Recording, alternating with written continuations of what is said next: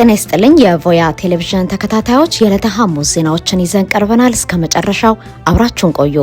ዜናዎቻችንን በቶሎ እንዲደርሷችሁ ከታች ያለውን የደውል ምልክት ይጫኑ። ለፈጣን መረጃ ቮያን ይምረጡ።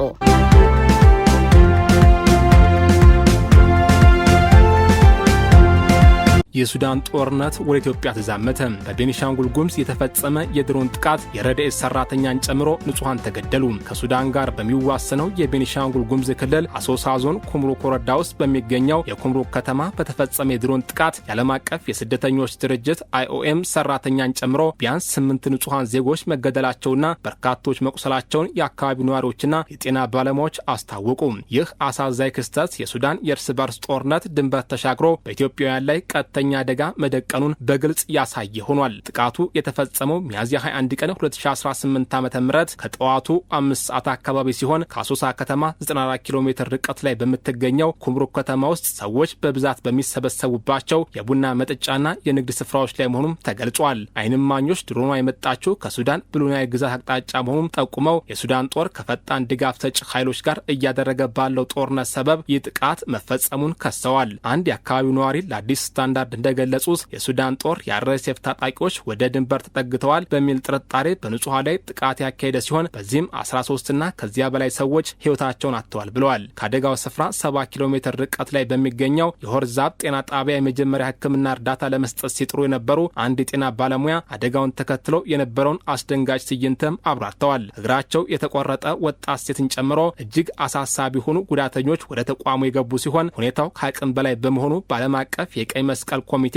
ተሽከርካሪዎችና በአምቡላንሶች ታግዘው ወደ ደሴ ሆስፒታል የተላኩም አሉ። ሕክምና ጣቢያው ከደረሱት መካከል አንዲት የሕክምና ባለሙያ ወዲያውኑ ሕይወቷ ሲያልፍ፣ ሌላኛዋ ሴት ደግሞ እግሯ ተቆርጦ በሕይወት መትረፍ ችላለች። 5 አስከሬኖች ወደ ጤና ጣቢያው የመጡ ሲሆን ሁለቱ በቤተሰብ ሲለዩ፣ ቀሪዎቹ ማንነታቸው ሳይታወቅ ለመቅበር ተገደዋል። በጥቃቱ ሕይወታቸውን ካጡት መካከል 5 ወንዶች፣ 2 ሴቶችና በከፍተኛ ደም መፍሰስ ሕይወቱ ያለፈ አንድ ሕፃን ይገኝበታል። ከሟቾች አንዱ በዓለም አቀፍ የስደተኞች ድርጅት የአእምሮ ጤናና የስነልቦና ድጋፍ ሰጪ ባለሙያ መሆኑን ነዋሪዎች ተናግረዋል። ሌላው ተጨማሪ የድርጅቱ ሰራተኛ ደግሞ እግሩን እስከ ማጣት የደረሰ ከባድ ጉዳት ደርሶበት በአሶሳ ሕክምና እየተከታተለ ይገኛል። ከዚህም ባሻገር ነዋሪዎቹ የአርኤስኤፍ ታጣቂዎች የኢትዮጵያ መከላከያ ሰራዊት የደንብ ልብስ ለብሰው በድንበር አካባቢ በሚገኙ ቀበሌዎች ውስጥ በመንቀሳቀስ በንጹሃን ላይ ዘረፋ፣ ማስፈራራትና ጾታዊ ጥቃት እየፈጸሙ መሆኑን አጋልጠዋል። እነዚህ ታጣቂዎች ያለ ክፍያ በመብላትና በመጠጣት አብይ ይክፈላችሁ በማለት ነዋሪዎች እንደሚያንገላቱ አንድ የአካባቢው ሰው በምሬት ገልጸው በአካባቢው ባለው የጸጥታ ችግር ምክንያት ለቆሰሉ ሰዎች እርዳታ ማድረስ ፈታኝ እንዲሆንም አክለዋል። ይህ በኢትዮጵያ ግዛት ውስጥ የተፈጸመው ጥቃት በሁለቱ ሀገራት ድንበር ላይ እየተባባሰ የመጣውን ውጥረት ተከትሎ የተከሰተ ነው።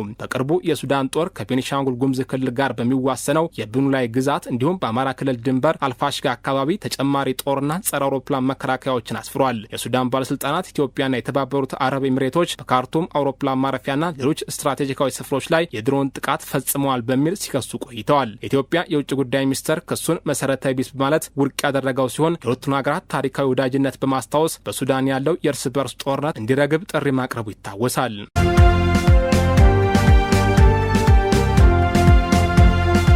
የኢቢኤስ ቴሌቪዥን 33 ሚሊዮን ብር እንዲታገድ ፍርድ ቤት ውሳኔ አሳለፈም። በከሳሽ አብሪኮም መልቲሚዲያና በተከሳሽ ሲልቨር ስፕሪንግ ኃላፊነቱ የተወሰነ የግል ማህበር መካከል ለተነሳው ክርክር ፍርድ ቤት ውሳኔ መስጠቱን ለደረሰው መረጃ ያሳያል። ለሁለቱ ድርጅቶች ክስ ምክንያት የሆነው በስንቱ የተሰኘው ተከታታይ ድራማ ነው። የበስንቱ ድራማ ባለቤት የሆነው አብሪኮም ለመልቲሚዲያ ለፌዴራል ፍርድ ቤት ልደታ አንደኛ ንግድና ኢንቨስትመንት ፍትሐ ብሔር ችሎት ባቀረበው አቤቱታ ተከሳሹ ኢቢኤስ ቴሌቪዥን ያለ አግባብ ላሰራጨው የኦዲዮ ቪዥዋል ስራ የጉዳት ካሳ እንዲከፈለው ጠይቋል። በመሆኑም ይህ ካሳ እስኪከፈለው ድረስ በፍትሐ ብሔር ስነ ስርዓት ቁጥር 154 መሰረት እስከ 33 ሚሊዮን 128,115 ብር እንዲታገድለት ጥያቄ ማቅረቡን የውሳኔ ግልባጩ ያሳያል። ተከሳሽ አቤቱታው ከደረሰው በኋላ ክርክር ያደረገ ሲሆን ፍርድ ቤቱም ግንቦት 4 ቀን 2018 በጉዳዩ ላይ ውሳኔ ሰጥቷል። በውሳኔውም ጉዳዩ በክርክር ላይ መሆኑ እንዳለ ሆኖ ተከሳሽ በክርክሩ ቢረታ ገንዘቡን ሊያሸሽ የሚችልበት እድል ከፍተኛ መሆኑን በማስገባት እግዱ እንዲሰጥ መወሰኑን ለመረዳት ችለናል። ፍርድ ቤቱ ባስተላለፈው ትዕዛዝም ከተከሳሽ ማለትም ከኢቢኤስ የባንክ አካውንት ላይ እስከ 33,128,115 ብር ሳይከፈል ታግዶ እንዲቆይና ይህ ትዕዛዝም ለሁሉም ባንኮች እግዱ እንዲጻፍ ውሳኔ አሳልፏል።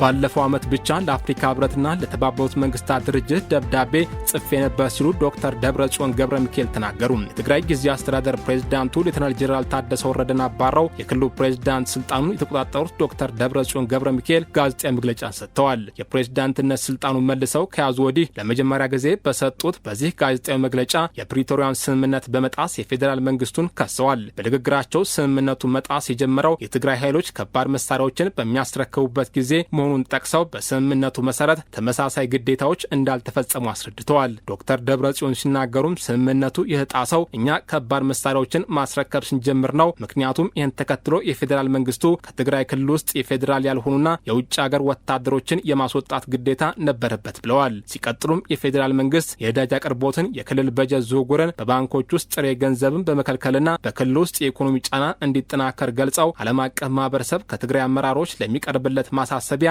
መልስ ሊሰጥ እንዳልቻል አስታውቀዋል። ንግግራቸውን በመቀጠልም ባለፈው ዓመት ብቻ እኔ አፍሪካ ህብረትን ተመድን ጨምሮ ለዓለም አቀፍ ማህበረሰብ 10 ጊዜ ደብዳቤ በመጻፍ የፕሪቶሪያ ስምምነት ለማዳን ጥረት እንዲያደርጉ ጠይቄያለሁ። ይሁን እንጂ ምንም አይነት ውጤት አልመጣም በማለት ገልጸዋል። ከጦርነቱ በፊት የነበረው አስተዳደር ለመመለስ የፈለጉት በክልል ውስጥ ህገ መንግስታዊ አስተዳደርን አስቻይ ፖለቲካዊ ሁኔታ ለመፍጠር መሆኑን የጠቀሱት ዶክተር ደብረጽዮን ጨምረውም ለትግራይ ዘላቂ የፖለቲካ መፍትሄ የሚሆነው ምርጫ ማካሄድ ነበር። ነገር ግን አሁን ባለው አለመረጋጋትና መፈናቀል የተነሳ ታማኝነት ያለው ምርጫ ማካሄድ አይቻልም ብለዋል። ከ45% በላይ የሚሆነው የትግራይ መሬት በወረራ ስር መሆኑና በሚሊዮን የሚቆጠሩ ሰዎች መፈናቀላቸውን አስረድተውም በዚህ ሁኔታ ምርጫ ማካሄድ ትግራይን ሊበታተን እንደሚችል ገልጸዋል።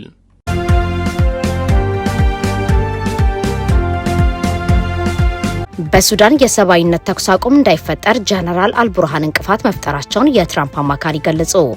ፕሬዚዳንት ትራምፕ የአረብና የአፍሪካ ጉዳዮች ከፍተኛ አማካሪ የሆኑት ማሳድ ብሉስ በሱዳን የሰብአዊነት ተኩስ አቁም እንዲፈጠር በዓለም አቀፍ ደረጃ የሚደረገውን ጥረት ጀነራል አብዱል ፈታህ አልቡርሃን ጦር ኃይል ማሰናከሉን አስታወቁ። ይህም በመላ አገሪቱ አስቸኳይ ሰብአዊ እርዳታ እንዳይቀርብ እንቅፋት መፈጠሩን አስረድተዋል። ብሉስ ከስካይ ኒውስ አረቢያ ጋር ባደረጉት ቃለ ምልልስ አሜሪካን ጨምሮ የተለያዩ አገራት ተመድ የሰብአዊ እርዳታ ተደራሽነት ለማመቻቸትና ሰላማዊ ሰዎች ወደ ቤታቸው እንዲመለሱ ለማድረግ ከፍተኛ ዲፕሎማሲያዊ ጥረት ማከናወናቸውን አውስተዋል። እንዲህ አይነቱ ጥረት ሊደረግ የቻለው ከጅምሩ የጀነራል አልቡርሃን ጦር ኃይል ባቀረበው ምክረ ሀሳብ መሰረት መሆኑን ገልጸውም ወታደራዊ ባለስልጣኑ ግን ራሳቸው ባቀረቡት ምክረ ሀሳብ ላይ ለመሳተፍ ፈቃደኛ አለመሆናቸውን አስረድተዋል። ሲናገሩም የሱዳን ጦር ኃይል የታቀዱትን የሰብአዊነት ጥረቶች የሚያደናቅፉ ጥያቄዎችና ፍላጎቶች አቅርበዋል ያሉት አማካሪው በጦርነት የተነሳ ለችግር የተጋለጡ ህዝቦች እርዳታ እንዲያገኙ ወሳኝ አግባብነት ያላቸው እርምጃዎች እንደሚያስፈልጉም አሳስበዋል።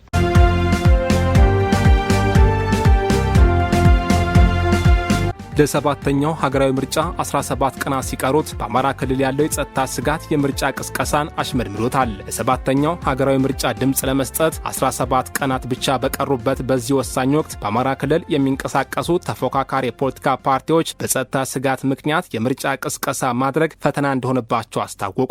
በክልሉ እየተስተዋለ ያለው የጸጥታ መደፍረስና የፋኖ ታጣቂዎች እንቅስቃሴ ዲሞክራሲያዊ የትግል ሜዳውን በማጥበብ እጩ ተወዳዳሪዎችን በከፍተኛ የደህንነት ስጋት ውስጥ እንደከተታቸው አጋልጠዋል። ኢሳያስ ገላው ከደሴ ከተማ ባጠናከረው ዘገባ እንዳመላከተው በመጪው ምርጫ በአማራ ክልል ለመወዳደር የተመዘገቡ ሀገራዊና ክልላዊ የሆኑ 23 የፖለቲካ ፓርቲዎች ይገኛሉ። ይሁን እንጂ እነዚህ ፓርቲዎች ፖሊሲያቸውን ለሕዝብ ለማስተዋወቅ በሚወዳደሩበት አካባቢ ሲንቀሳቀሱ የአካል ደህንነት ስጋት ከፊታቸው ተደቅኖባቸዋል። ከዚህም ባለፈ የንብረት አከራዮችና የቤት ባለቤቶች ቢሮ ካከራየን ለጥቃት እንጋለጣለን በሚል ከፍተኛ ፍራቻ ምክንያት ለፓርቲዎቹ ቦታ ለመስጠት ትብብር እየነፈጉ የፈለጓቸው በመሆኑ የቀስቀሳው ሂደት ክፉኛ እንደተስተጓጎለም ተጠቁሟል። የፖለቲካ ፓርቲዎቹ ያነሱት ይህ የደህንነት አሳሳቢነት ከጮች አልፎ የመራጩን ህዝብ ነጻ ተሳትፎም ጥያቄ ውስጥ የሚከት ነው። የዘገባው አካል የሆነው ሚዛናዊነትን ለመጠበቅና የጸጥታ አካላት ችግር የሰጡትን ምላሽ ለማካተት የክልሉ የሰላም ደህንነት ቢሮ ኃላፊ እንዲሁም የአማራ ክልል ፖሊስ ጠቅላይ መምሪያ ምክትል ኮሚሽነር በማግኘት ማብራሪያ ለመጠየቅ የተደረገው ተደጋጋሚ ጥረት ሊሳካ አልቻለም። ይህም የሚመለከታቸው የመንግስት ኃላፊዎች ዝምታ 17 ቀናት ብቻ በቀሩት ታሪካዊ ምርጫ ዋዜማ በክልሉ ፖለቲካዊ ምህዳር ላይ ያጠላውን ውጥረት ይበልጥ አሳሳቢ አድርጎታል።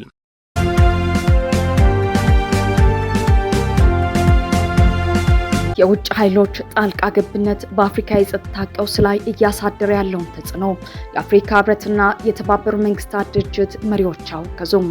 የአፍሪካ ህብረት ኮሚሽን ሊቀመንበር ማህሙድ አሊ ዩሱፍና የተባበሩት መንግስታት ድርጅት ዋና ጸሐፊ አንቶኒዮ ጉተሬዝ ከውጭ ሀገራት የሚደረጉ ጣልቃ ገብነቶች በአፍሪካ አህጉር ያለውን የጸጥታ ቀውስ እያባባሱት መሆኑን በማንሳት አስቸኳይ ማስጠንቀቂያ ሰጡ።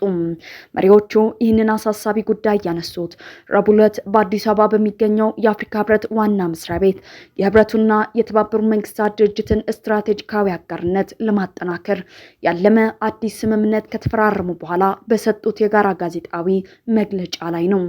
የአፍሪካ ህብረት ኮሚሽን ሊቀመንበሩ ማህሙድ አሊ ዩሱፍ በጋዜጣዊ መግለጫው ላይ እንዳብራሩት በአህጉሪቱ ከሚታዩ የጸጥታ ቀውሶች አብዛኛዎቹ መነሻቸውና አቀጣጣያቸው የውጭ ኃይሎች ናቸው። ለዚህም የገንዘብ ድጋፍ፣ የጦር መሳሪያዎችና አንዳንዴም የውጭ ተዋጊዎች ሳይቀር ከሌሎች አህጉራት እየመጡ ጦርነቱን እንደሚያባብሱት በግልጽ አስረድተዋል። የጣልቃ ገብነት የሽምግልናና የችግር አፈታት ሂደቶችን እስከ ማደናቀፍ የደረሰ ቢሆንም ይህም የአፍሪካ ህብረትና የተባበሩት መንግስታት ድርጅት በሳህል፣ በሱዳን፣ በአፍሪካ ቀንድና በምስራቅ ዲሞክራቲክ ሪፐብሊክ ኮንጎ የተከሰቱትን የጸጥታ ቀውሶች ለመፍታት ለሚያደርጉት ጥረት እጅግ ከባድ ፈተና ደቅኖባቸዋል። አክለውም የውጭ ጣልቃ ገብነቶቹ ህብረቱ፣ የተባበሩት መንግስታት ድርጅትና ሌሎች አጋሮች ቀውሶቹን ለመቆጣጠር ተጨማሪ ጥረት እንዲያደርጉ እያስገደዷቸው መሆኑን ጠቅሰው ለአፍሪካ ችግሮች አፍሪካዊ መፍትሄ በሚለው መርህ መሰረት በአህጉሪቱ የሚደረጉ ማናቸውንም የሰላም ድርድሮች የአፍሪካ ህብረት በግንባር ቀደምትነት መምራት እንዳለበት አሳስበዋል።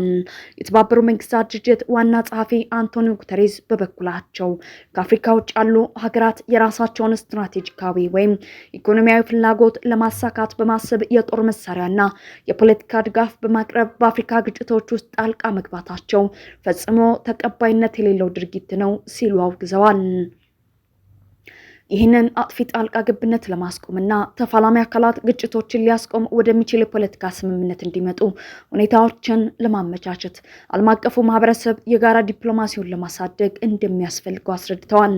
በተጨማሪም ዋና ጸሐፊው ዓለም ወታደሮች እርስ በርስ የማይዋጉበት ነገር ግን ከሩቅ በሚታዘዙ የድሮን ጥቃቶች ንጹሐን ዜጎች የሚገደሉበት አዲስ አይነት የጦርነት ስልት እያስተናገደች መሆኑን አስጠንቅቀዋል። በአፍሪካ ውስጥ ያልተመረቱ የጦር ድሮኖችን ለተፋላሚዎች በማቅረብ በአፍሪካውያን ላይ እጅግ አሰቃቂ መስዋዕትነትና እልቂት እያስከተሉ ያሉ የውጭ ሀገራትን አጥብቀው እንደሚቃወሙና ድርጊታቸውንም በጽኑ እንደሚኮንኑ ገልጸው መግለጫቸውን አጠናቀዋል።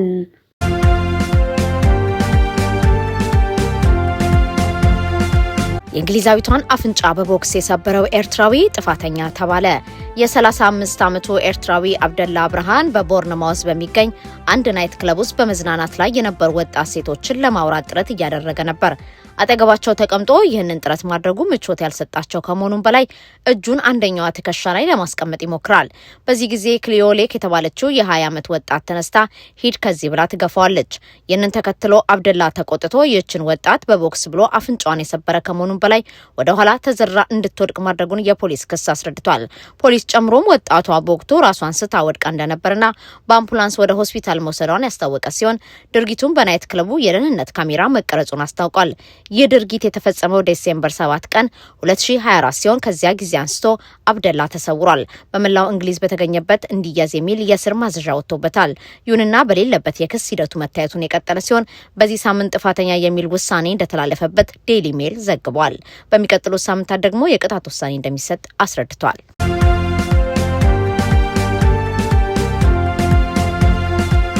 በ24 ሰዓት ውስጥ በ1560 ድሮን እና በ56 ሚሳኤሎች ተደብድበናል ሲሉ ዘለንስኪ ገለጹ። ይህ ጦርነት ከተጀመረ አንስቶ ባለፉት 24 ሰዓት ውስጥ ከፍተኛ የሚባለው የአየር ጥቃት በዩክሬን ላይ መከናወኑን ፕሬዝዳንት ዘለንስኪ አስታውቀዋል። ፕሬዝዳንቱ በኤክስ ገጻቸው ላይ በጻፉት መልእክት ከሮብ ጠዋት አንስቶ ሩሲያ በመላው ሀገሪቱ በጠቅላላ 1560 ድሮን እና 56 ሚሳኤሎች ማስወንጨፏን ጠቅሰው ዋነኛ ዓላማቸው ዋና ከተማ ኪየቭ መሆኗን አስታውቀዋል። ዘለንስኪ በዚህ መልእክታቸው ከ670 በላይ ድሮኖች የተለያዩ አይነት ሚሳኤሎች የተተኮሱባቸው ዛሬ ሜይ 14 ቀን ሌሊት መሆኑን የገለጹ ሲሆን ቀሪዎቹ ድብደባዎች የተፈጸሙት ትላንት መሆኑን አስረድተዋል። በኪየቭ ባለ 9 ወለል የመኖሪያ ህንፃ ላይ በደረሰ ጥቃት በከፊል መፍረሱን ጠቅሰው እስካሁን የአንድ ሰው ህይወት ማለፉንና ከፍርስራሹ ውስጥ ሌሎች ሟቾች ሊኖሩ እንደሚችሉ ያስታወቁት ዘለንስኪ ጦርነት ማቆም የሚፈልግ እንዲህ አያረግም ብለዋል። በዋና ከተማዋ ኪየቭ ውስጥ ብቻ በ20 ቦታዎች ላይ ጥቃት መፈጸሙን ገልጸውም እውነተኛ ሰላም እንዲመጣ ዓለም አቀፍ ማህበረሰብ በሩሲያ ላይ ጫናውን መቀጠል እንዳለበት አሳስበዋል።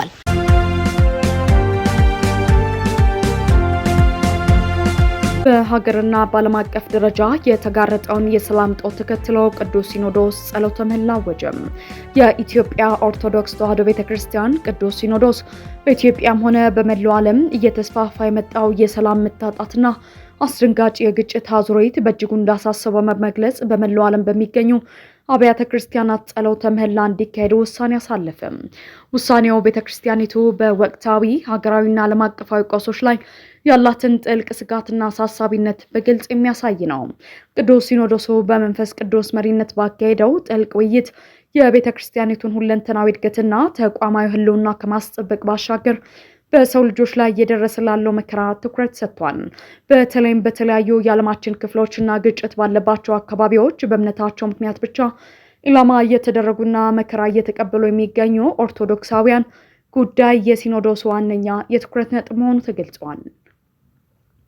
ይህ የሰላም እጦት የሰው ልጆችን ደህንነት አደጋ ላይ የጣለ በመሆኑ ቤተክርስቲያኒቱ ይህንን አስከፊ ወቅት ለማለፍ መንፈሳዊ መፍትሄን በመሻት አቅጣጫ ማስቀመጧ ተብራርቷል።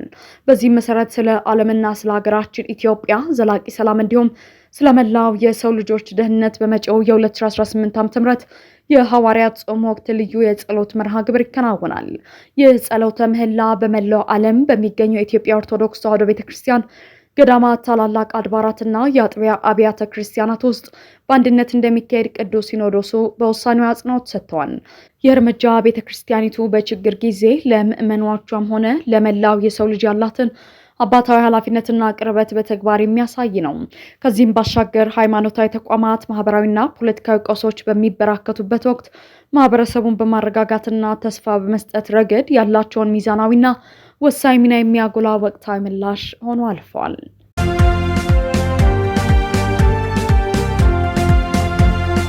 የአሜሪካ መንግስት በትግራይ ጦርነት ወቅት በኢትዮጵያ ላይ የተጣለውን ማዕቀብ ለማንሳት መወሰኑን ማስታወቁ ይታወሳል። ስካይ ኒውስ አረቢክ እንደዘገበው የውሳኔ የመጣው የፖርት ሱዳን ባለስልጣናት በካርቱም አየር ማረፊያ ጥቃት ላይ የኢትዮጵያ እጅ እንዳለበት የሚገልጽ ክስ ማሰማታቸውን ተከትሎ ነው። ጥቃቱና ከሱዳን የቀረበው ክስ በገለልተኛ አካል ያልተረጋገጠ መሆኑን የጠቀሰው ዘገባው፣ ይሁንና ኢትዮጵያ ማስተባበሏን አስረድቷል። ይሁንና አሜሪካ የጦር መሳሪያ ማዕቀቡን ለማንሳት ይህንን ጊዜ መምረጧ የዋሽንግተን መንግስት በቀጠና ውስጥ ቅድሚያ በሚሰጣቸው ስትራቴጂያዊ ጉዳዮች ላይ ማስተካከያ ማድረጉን እንደሚያሳይ ገልጿል። በተለይ በአፍሪካ ቀንዶች ሽብርተኝነትን ለመዋጋት ለቀረጸችው አዲስ ስትራቴጂ ንቁ ከሆኑ ክልላዊ አጋሮች ጋር ለመስራት መወሰኗን የሚገልጽ መሆኑን አስረድቷል። በቅርብ ጊዜ በሱዳን ወታደራዊ ተቋም ውስጥ የሙስሊም ብራዘርሁድ ተጽዕኖ እየጨመረ መምጣቱ በቀጠናው የነበራትን አቋም እንድታስተካክል እንዳደረጋትም አስታውቋል። ኢትዮጵያዊ ተንታኝ ኢዮብ ሁሴን ለዜና አውታር በሰጡት አስተያየት የአሜሪካ ውሳኔ በአፍሪካ ቀንድ ውስጥ ከሚከሰቱ ፈጣን ጂኦፖለቲካዊ ለውጦች ጋር የተያያዘ ነው የሚል እምነት እንዳላቸው ገልጸዋል። ሲናገሩም ይህ ውሳኔ የቀድሞ የአሜሪካ መንግስት በትግራይ ጦርነት የተነሳ በኢትዮጵያ ላይ የፈጠረውን ወታደራዊ መገለል እንዲያበቃ የሚያስችል ነው። እንዲሁም ዋሽንግተንና አዲስ አበባ በመከላከያ በደህንነት መስኮች የተደራጀ የተረጋጋ የሁለትዮሽ ትብብር ውስጥ ለመግባት የሚያስችላቸውን በር የሚከፍት አዝማሚያ ነው ብለዋል። ጨምሮም እርምጃው በአፍሪካ ቀንድ ላይ ኢትዮጵያ ሽብርተኝነትን ለመዋጋት የአሜሪካ ቁልፍ አጋር ልትሆን እንደምትችል የሚያሳይ ከመሆኑ በላይ ፖለቲካዊ አጀንዳ እንዳለውም አስታውቀዋል። በሌላ በኩል መቀመጫቸውን በፖርት ሱዳን ያደረጉ ስማቸው እንዲጠቀስ ያልፈለጉ አንድ ሱዳናዊ ከፍተኛ ወታደራዊ ኤክስፐርት የአሜሪካ ይህንን እርምጃ እንደሚቃወሙ ገልጸዋል። ኤክስፐርቱ ለዜና አውታር በሰጡት መግለጫ የፖርት ሱዳን ባለስልጣናት በኢትዮጵያ ላይ ያቀረቡት ውንጀላ የዋሽንግተን አስተዳደር ችላ ብሎ እንዲህ አይነት ውሳኔ ማሳለፉን ወቅቱን ጠብቆ የተላለፈ ፖለቲካዊ መልእክት ነው ብለውታል። ጨምረውም የፖርት ሱዳን መንግስት ከአፍሪካ ቀንድና ከቀይ ባህር ጋር ደህንነት ጋር በተያያዙ ጉዳዮች ላይ ያለው ተጽዕኖ አነስተኛ እንደሆነና በስትራቴጂያዊ ውሳኔዎች ውስጥ ቦታ እንደሌለው የሚያሳይ ነው ያሉት ኤክስፐርቱ ምዕራባውያን አሁን በሱዳን መንግስት ላይ እምነት ማጣታቸውንም ገልጸዋል። የዋሽንግተን መንግስት በዚህ ውሳኔ ላይ ሌሎችም የሱዳን ፖለቲከኞች ተመሳሳይ ቁጣቸውን እያሰሙ መሆኑንም ዘገባው አስረድቷል።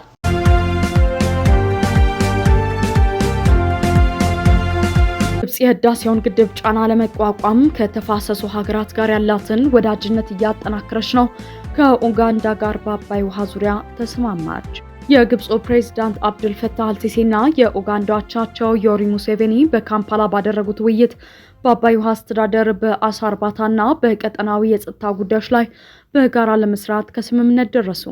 የስምምነት ካይሮ ኢትዮጵያ በምትገነባው ታላቁ የኢትዮጵያ ህዳሴ ግድብ ምክንያት የተፈጠረባትን ስጋት ተከትሎ የውሃ ደህንነቷን ለማስጠበቅ በላይኛው የአባይ ተፋሰስ ሀገራት ላይ ያላትን የዲፕሎማሲና የፖለቲካ ተጽዕኖ ለማስፋት የምታደርገው ጥረት አካል መሆኑ በግልጽ የሚያሳይ ነው። በይፋዊ መግለጫው የውይይቱ ዋነኛ ትኩረት በህዝብ ቁጥር መጨመር ምክንያት በወንዙ ስነ ምህዳር ላይ እየደረሰ ያለውን ጫና መቅረፍና የስራ ዕድልን የሚፈጥሩ የዘመናዊ አሳ እርባታ ፕሮጀክቶችን በግብጽ ባለሀብቶች ታግዞ ማሳደግ እንደሆነ ተነግሯል።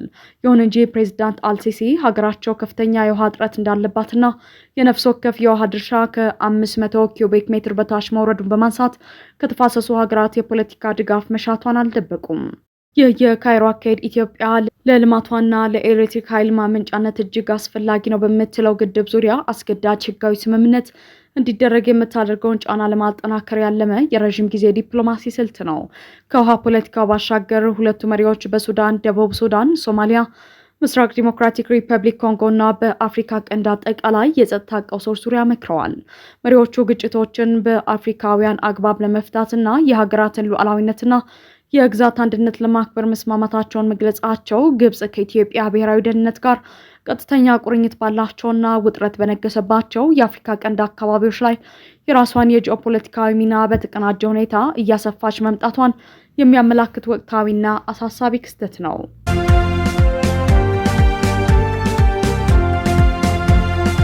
ጠቅላይ ሚኒስትር ኔታንያሁ በእስራኤል በሚኖሩ ኢትዮጵያውያን ላይ የሚደርሰውን ዘረኝነትና ጥቃት በቁርጠኝነት እንደሚታገሉ ቃል ገቡ። እንደ አውሮፓውያን አቆጣጠር በ1980ዎቹ ወደ እስራኤል ለማቅናት ሲጓዙ በመንገድ ላይ ሕይወታቸውን ላጡ በሺዎች የሚቆጠሩ ኢትዮጵያውያን አይሁዶች መታሰቢያ በሆነው ዓመታዊ ዝግጅት ላይ የተገኙት የእስራኤል ጠቅላይ ሚኒስትር ቤንያሚን ኔታንያሁ በቅርቡ የተገደሉትን ሁለት ወጣት ቤተ እስራኤላውያን አስመልክቶ ጥብቅ መልእክትን አስተላልፈዋል። ጠቅላይ ሚኒስትሩ ማህበረሰቡ ላይ እየደረሰ ያለውን ጥቃት፣ ዘረኝነትና መድሎ በቁርጠኝነት እንደሚዋጉም ቃል ገብተዋል። በኢየሩሳሌም በሚገኘው የሄርዘል ተራራ የመንግስት መካነ መቃብር በተካሄደው በዚህ ስነ ስርዓት ላይ ንግግር ያደረጉት ኔታንያሁ በሁለቱ ወጣት የማህበረሰቡ አባላት ላይ በደረሰው አሰቃቂ ግድያ የተሰማቸውን ጥልቅ ሐዘን ለመግለጽ መቆማቸውን ተናግረዋል። ጠቅላይ ሚኒስትሩ የሟቾቹን ስም በንግግራቸው ውስጥ ያነሱ ሲሆን ያመኑ ቢንያም ዘልካና ደስታው ጻውል የተባሉት እነዚህ ወጣቶች በአጭር የተቀጩ ስነ ምግባር በጎደላቸው ህገወጥና ባለጌ በሆኑ ወጣቶች እጅ መሆኑን በአጽንኦት አብራርተዋል። ባለፈው ወር መገባደጃ ላይ በተለያዩ ክስተቶች የ19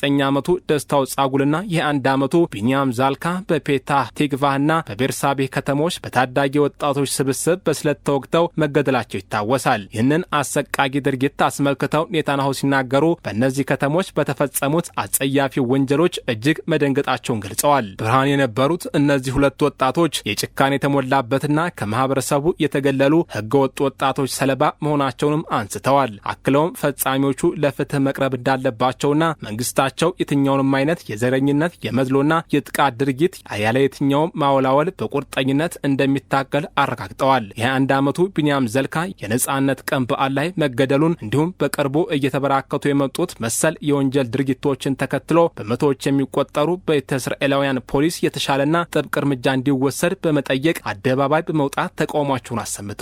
ይህ ሁኔታ በእስራኤል ማህበረሰብ ውስጥ ከቁጥጥር ውጭ እየሆነ የመጣውን የማህበራዊ አመጽ አሳሳቢነት በከፍተኛ ደረጃ አጉልቶ ያሳየ ክስተት ሆኗል።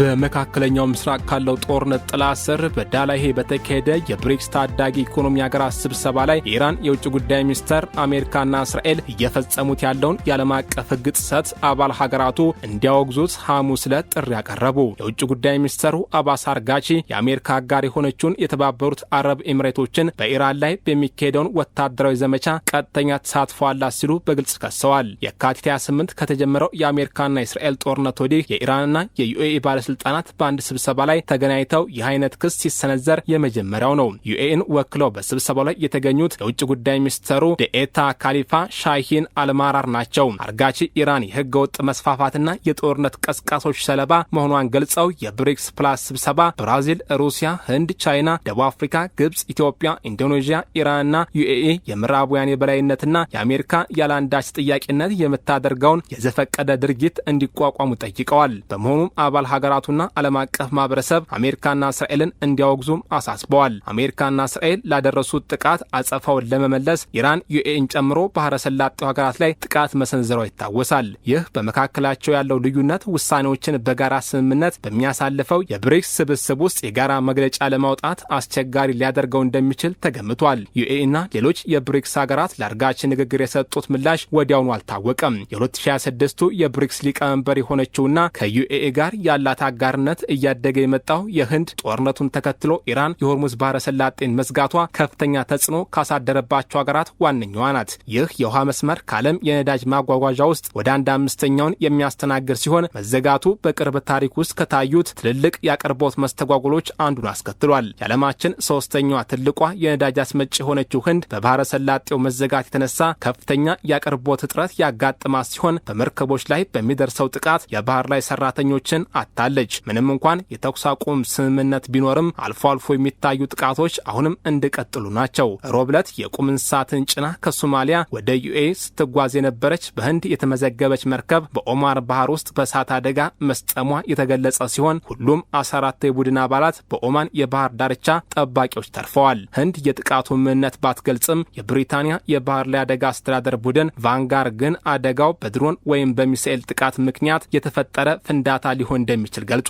የህንድ የውጭ ጉዳይ ሚኒስተር ሱብርሃኒያም ጃሻንከር እየቀጠለ ያለው ውጥረት በባህር ላይ ትራፊክ ላይ የተጋረጠው አደጋና የኃይል ላይ አቅርቦት መሰረተ ልማቶች መስተጓጎል የሁኔታውን አሳሳቢነት፣ ተሰባይነት ያሳያል ብለዋል። አክለውም የሆርሙዝና የቀይ ባህርን ጨምሮ በዓለም አቀፍ የውሃ መስመሮች ላይ ደህንነቱ የተጠበቀ የባህር ላይ ጉዞ ለዓለም ኢኮኖሚ ደህንነትም ወሳኝ መሆኑን አሳስበዋል። ጃሻንከር ማንኛውም ወገን በስም ባይጠቅሱም ከዓለም አቀፍ ህግና ከተባበሩት መንግስታት ቻርተር ጋር የማይጣጣሙ የአንድዮሽ የማስገደድ የጫና እርምጃዎችና ማዕቀቦች መጨመራቸውን ተችተዋል። እነዚህ እርምጃዎች በማደግ ላይ ያሉ ሀገራትን አብዝተው እንደሚጎዱ በማንሳት እነዚህ ተገቢ ያልሆኑ እርምጃዎች ውይይትና ዲፕሎማሲ ሊተኩ አይችሉም ብለዋል። በሌላ ዜና ከብሪክስ ስብስብ ጋር በተገጣጠሙ የቤጂንግ ጉብኝታቸው የአሜሪካው ፕሬዝዳንት ዶናልድ ትራምፕ ከቻይናው ፕሬዝዳንት ሺጂንፒንግ ጋር በኢራን ጦርነት ዙሪያ መወያየታቸው ተገልጿል። የዋይት ሀውስ ባለስልጣናት እንዳረጋገጡት ሁለቱ መሪዎች የሆርሙዝ ባህረ ሰላጤ ክፍት መሆን እንዳለበትና ቴህራንም መቼም ቢሆን የኒውክሌር የጦር መሳሪያ ሊኖረት እንደማይገባ ከስምምነት ላይ ደርሰዋል።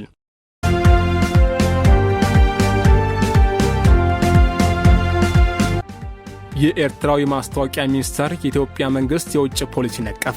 የኤርትራው የማስታወቂያ ሚኒስተር አቶ የማነ ገብረ መስቀል የኢትዮጵያ መንግስት ብልጽግና ፓርቲ በአፍሪካ ቀንድ አካባቢ እየተከተላቸው ያሉ ፖሊሲዎችና አቋሞች ቀጠናዊ ውጥረት እንዲፈጠር እያደረጉ ነው ሲሉ ከሰሱ። ሚኒስቴሩ በኤክስ ማህበራዊ ትስስር ገጻቸው ባሰፈሩ ጽሁፍ የኢትዮጵያ መንግስት ፖሊሲዎች ከእውነት የራቁ ሲሉ ገልጸዋቸዋል። አቶ የማነ ለክስታቸው ዋነኛ ማሳያ አድርገው ያነሱት በመጀመሪያ የኢትዮጵያ መንግስት በጥር ወር በ2004 ከሶማሌላንድ ጋር የተፈራረመው የመግባቢያ ስምምነት ህገወጥና በድብቅ እየተደረገ ነው የሚል ነው። በሁለተኛ ደረጃ ከታህሳስ 2023 ጀምሮ በሉዓላዊነት ላይ የተመሰረተ የባህር በር ማግኘት በሚል መነሻ አሰብን ለመውረር የጦር መሳሪያ ማስፈራሪያዎችና ተከታታይ የሚዲያና የዲፕሎማሲ ዘመቻዎችን አካሂዷል ሲሉም ተችተዋል። በሶስተኛ ደረጃ ደግሞ እንደ ዩኤል ዩኒቨርሲቲ ጥናቶች ያሉ ሪፖርቶች ዋቢ በማድረግ ኢትዮጵያ በሱዳን ግጭት ውስጥ እጇን አስገብታለች የሚል ክስን አቅርቧል። ሚኒስቴሩ አክሎም የኢትዮጵያ መንግስት ደጋፊዎች ኤርትራና ሌሎች የቀጠናውን ሀገራት በኢትዮጵያ ላይ ጸረ ኢትዮጵያ ጥምረት በመፍጠር ሴራ እየጎነጎኑ ነው በሚል የሚያነሱት ክስ ሐሰተኛና የውጥረቱን ትክክለኛ ምንጭ ለመሸፈን የሚደረግ ሙከራ ነው ብለዋል። አቶ የማነ የአፍሪካ ቀንድ ህዝቦች ፍላጎት በአንዳቸው የሌላውን ሉዓላዊነትና የግዛት አንድነት በማክበር ላይ የተመሰረተ ዘላቂ ሰላምና ትብብር ማምጣት እንጂ የበላይነትን ለማስፈን በሚደረግ ጥረት ለዘመናት የሚዘልቅ ግጭት ውስጥ መኖር አይደለም ሲሉ የሀገራቸውን አቋም ገልጸዋል።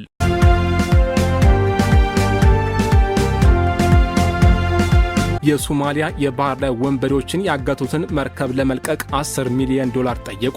ዮሪካ የተሰኘው ነዳጅ ጫኝ መርከብ የታገተው ሜይ 2 ቀን ነበር። ይህ መርከብ 2800 ቶን ናፍጣ ከዩናይትድ አረብ ኤምሬት ጭኖ በጉዞ ላይ ያለ የየመን ውሃ ክልል ውስጥ ከታገተ በኋላ ወደ ሶማሊያ ባህር ጠረፍ ሊወሰድ ችሏል። መርከቡ በቶጎ የተመዘገበ ቢሆንም የሚተዳደረው ግን በዩናይትድ አረብ ኤምሬት ድርጅት መሆኑን ዘማሪታይም ኤክስኪዩቲቭ ገልጿል። ዘገባው እንደገለጸው ይህ በዩናይትድ አረብ ኤምሬት የሚገኘው ድርጅት ከአጋቾቹ ጋር ለመደራደር የሚያስችል ፈጣን እርምጃ አለመውሰዱ የታጋች ቤተሰቦች ስጋት ውስጥ ጥሏቸዋል። አጋቾቹ ከዚህ ቀደም $3.5 ሚሊዮን ጠይቀው የነበረ ሲሆን አሁን ይህን ጥያቄያቸውን ወደ $10 ሚሊዮን አሳድገውታል። የዚህ መርከብ ሰራተኞች ከሆኑት ውስጥ 8ቱ ግብፃውያን መርከበኞች ናቸው። የግብፅ የውጭ ጉዳይ ሚኒስተር በድል አብድልአቲ ጉዳዩን በቅርበት እየተከታተሉት መሆኑን ገልጸው ሙቃዲሾ የሚገኘው ኤምባሲያቸው የመርከበኞችን ደህንነት ባስጠበቀ መልኩ እንዲለቀቁ ጥረት እንዲያደርግ ትዕዛዝ እንደተሰጠው አስረድቷል። ቀሪዎቹ የመርከቡ ሰራተኞች ፓኪስታናውያን መሆናቸውን ዘገባው አስታውቋል።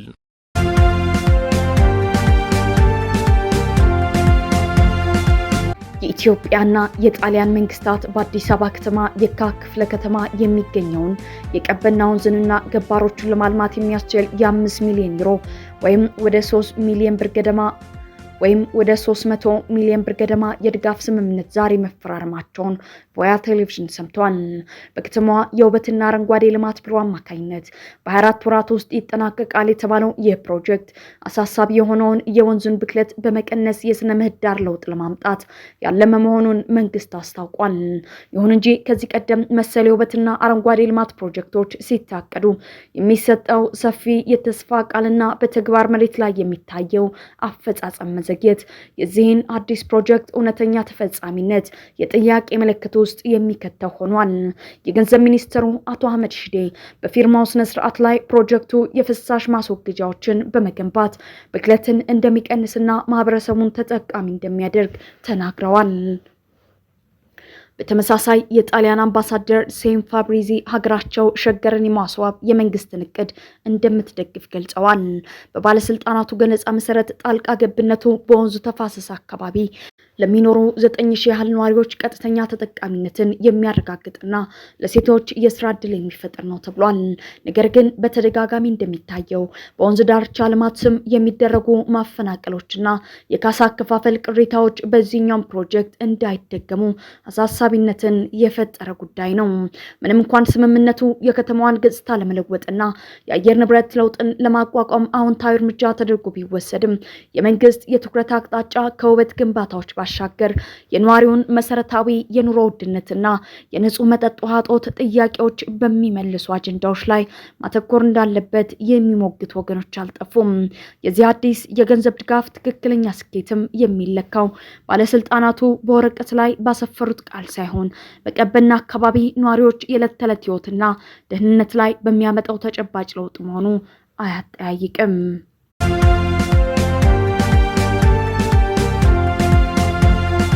በዘንድሮ የዓለም ዋንጫ ፍጻሜ ለመጀመሪያ ጊዜ በጨዋታው አጋማሽ ላይ የሙዚቃ ኮንሰርት ይቀርባል። ጁላይ 19 በኒው ጀርሲ በሚከናወነው በዚህ ፍጻሜ ጨዋታ አጋማሽ ሙዚቃቸውን የሚያቀርቡትን ድምፃውያን ፊፋ ዛሬ ይፋ አድርጓል። በዚህ መሰረት ሻኪራ፣ ማዶናና ፒቲኤስ የተባሉ የሙዚቃ ቡድኖች መመረጣቸውን አስረድቷል። በፊፋ ህግ መሰረት የእግር ኳስ ረፍት 15 ደቂቃ ብቻ ሲሆን ይህ የሙዚቃ ትርኢት ረፍቱን ሊያራዝመው እንደሚችል እየተገለጸ ነው። ከዚህ ቀደም በሱፐር ቦል ብቻ ይታይ የነበረው የጨዋታ አጋማሽ ሙዚቃ አሁን በፊፋ ውስጥ እንዲጀመር የተደረገው ለበጎ አድራጎት ዓላማ ነው። ፊፋ በዚህ ዓለም ዋንጫ ግሎባል ሲቲዝን ለተሰኘው የእርዳታ ድርጅቱ $100 ሚሊዮን ለመሰብሰብ ያቀደ ሲሆን ኮንሰርቱም ይህንን የሚያስተዋውቅ ይሆናል። በዘንድሮ ዓለም ዋንጫ ከሚሸጡ የመግቢያ ቲኬቶች በሙሉ $1 ለዚህ ድርጅት እንደሚውል ፊፋ መግለጹ የሚታወስ ነው። የዓለም ዋንጫ ጁን 11 በሜክሲኮ ከተማ የሚጀመር ይሆናል።